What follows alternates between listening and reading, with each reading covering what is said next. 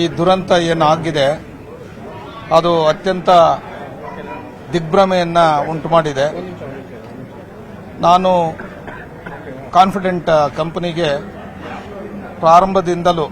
Company ಪ್ರಾರಂಭ ದಿನದಿಂದಲೂ ಕೂಡ ನಾನು ಅದರ ಲೀಗಲ್ ವಿಚಾರಗಳನ್ನು ನೋಡ್ಕೋತಾ ಇದ್ದೆ. ಆನೇಕಲ್ ಭಾಗದ ಮತ್ತು ಬೆಂಗಳೂರು ಭಾಗದ ಕೇಸುಗಳನ್ನು ಲೀಗಲ್ ಟೀಮನ್ನು ಲೀಡ್ ಮಾಡಿಕೊಂಡು ಪ್ರಾರಂಭದಿಂದಲೂ ನಾನು ಕಂಪನಿಯ ವಕೀಲನಾಗಿ ಇದ್ದೆ. ಇವತ್ತು ನಾನು ನ್ಯಾಯಾಲಯದಲ್ಲಿದ್ದಾಗ ನನಗೆ ಈ ಸುದ್ದಿ ಕೇಳಿ ಅತ್ಯಂತ ದಿಗ್ಭ್ರಾಂತನಾದೆ. ಅದು ಒಂದು ದೊಡ್ಡ ಆಲದ ಮರ, ಅನೇಕ ಜನರಿಗೆ ಆಶ್ರಯವನ್ನು ಕೊಟ್ಟು ಅನೇಕ ಕಷ್ಟ ಕಾರ್ಪಣ್ಯಗಳಲ್ಲಿ ಅವರು ಭಾಗಿಯಾಗಿದ್ದರು. ಕಾನ್ಫಿಡೆಂಟ್ CJ ರಾಯರ್ ಅಂತಂದರೆ ಆ ಪೆಂಡಮಿಕ್ ಸೀಸನಲ್ಲೂ ಕೂಡ ಮನುಷ್ಯನನ್ನು ಮುಟ್ಕೊಳ್ಳೋಕ್ಕಾಗದೇ ಇರತಕ್ಕಂಥ ಆರ್ಥಿಕ ಸ್ಥಗಿತದಲ್ಲೂ ಕೂಡ ತನ್ನ ಸಿಬ್ಬಂದಿ ವರ್ಗಕ್ಕೆ ಯಾವತ್ತೂ ಕೂಡ ಅವರು ಸಂಬಳಗಳನ್ನು ಕೊಡದೇ ಇರ್ತಾ ಇರಲಿಲ್ಲ. ಎಂಟೈರ್ ಸಂಬಳಗಳನ್ನು ಅವರು ಕೊಟ್ಟು ಅನೇಕ ಸಿಬ್ಬಂದಿಗಳ ಕಷ್ಟಗಳಲ್ಲಿ ಭಾಗಿಯಾಗಿದ್ದಂಥ ಒಂದು ದೊಡ್ಡ ಆಲದ ಮರ ಇವತ್ತು ಅವರನ್ನು ಕಳ್ಕೊಂಡಿರ್ತಕ್ಕಂಥದ್ದು. ಅನೇಕ ಅವರನ್ನು ನಂಬಿದ್ದಂಥ ಕುಟುಂಬಗಳು ಇವತ್ತು ಒಂದು ಅನಾಥ ಪ್ರಜ್ಞೆ ಕಾಡ್ತಾ ಇದೆ. ನನಗಂತೂ ವೈಯಕ್ತಿಕವಾಗಿ ತುಂಬ ನೋವಿನಲ್ಲಿದ್ದೀನಿ. ಮಾತುಗಳು ಬರ್ತಾ ಇಲ್ಲ, ನಂಬೋಕೆ ಆಗ್ತಾ ಇಲ್ಲ. ಇವತ್ತು ಆಗ್ತಾ ಇರೋದು ಅದು ಒಂದು ಸಮಾಜದ ಒಂದು ಅಸೆಟ್ ಅದು.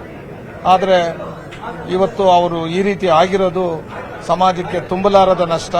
ಅವರನ್ನು ನಂಬಿರ್ತಕ್ಕಂಥ ಅನೇಕ ಕುಟುಂಬಗಳಿಗೆ ತುಂಬ ಲಾಸು. ನಮ್ಮ ಕುಟುಂಬದ ಒಬ್ಬ ಸದಸ್ಯರನ್ನು ಕಳ್ಕೊಂಡಂತೆ ಇವತ್ತು ನಮಗೆ ತುಂಬ ನೋವಾಗ್ತಾ ಇದೆ. ಅದು ತುಂಬಲಾರದ ನಷ್ಟ ಅಂತೇಳಿ ನಾನು ಭಾವಿಸಿದ್ದೇನೆ. ಸರಿ, ನೋಡಿ, ಅದೆಲ್ಲನೂ ಅದೇನೋ ಅವ್ರಿಗೆಲ್ಲ ಅವರ ದೊಡ್ಡ ಧೈರ್ಯವಂತ, ಅವೆಲ್ಲ ಅವ್ರಿಗೆ ಮ್ಯಾಟ್ರೇ ಅಲ್ಲ ಅದು. ಆದರೆ ಅದು ತನಿಖೆ ಆಗಬೇಕಾಗಿದೆ. ಇವರು ಈ ಮಟ್ಟಕ್ಕೆ ಇವತ್ತು ಹೋಗಿದ್ದಾರೆ ಅಂತಂದ್ರೆ ಅದ್ರ ಹಿಂದೆ ಏನಾಗಿದೆ ಅನ್ನೋದನ್ನ ತನಿಖೆ ಆಗಬೇಕಾಗಿದೆ. ಇದು ಅರ್ಲಿ ಸ್ಟೇಜ್ ಆಗುತ್ತೆ. ಬಹುಶಃ ಇರಬಹುದೇನೋ ಅದು ಮುಂದಿನ ದಿನಗಳಲ್ಲಿ ಅದು ಗೊತ್ತಾಗ್ತೈತೆ. ಅವರ ಕುಟುಂಬ ವರ್ಗ ಅದನ್ನ ಹೇಳ್ತಾರೆ. ಇರಬಹುದು, ಆಗಿತ್ತು ಅಂತ ನಾವು ಕೇಳ್ಪಟ್ಟಿದ್ವಿ. ಆದರೆ ಇವತ್ತಿನ ರೈಡು ಏನಾಗಿದೆ ಅದು ಅತ್ಯಂತ ಪ್ರೆಷರ್ ಮಾಡಿದ್ರು ಅಂತೇಳಿ ಕೇಳ್ಪಟ್ಟೆ. ನಾನು ಅತ್ಯಂತ ಪ್ರೆಷರ್ ಕೊಟ್ರು ಅಂತೇಳಿ ಕೇಳ್ಪಟ್ಟೆ. ಅದು ತನಿಖೆಯಿಂದ ಗೊತ್ತಾಗಬೇಕು. ಮಧ್ಯಾಹ್ನದ ಮಂತ್ರ ಬಂತಂತೆ ಅಂತೇಳಿ ಇರಬಹುದು. ನಮಗೂ ಕೂಡ ನಾನು ಕೋರ್ಟಲ್ಲಿದ್ದಾಗ ಸುದ್ದಿ ಈ ರೀತಿ ಬಂತು.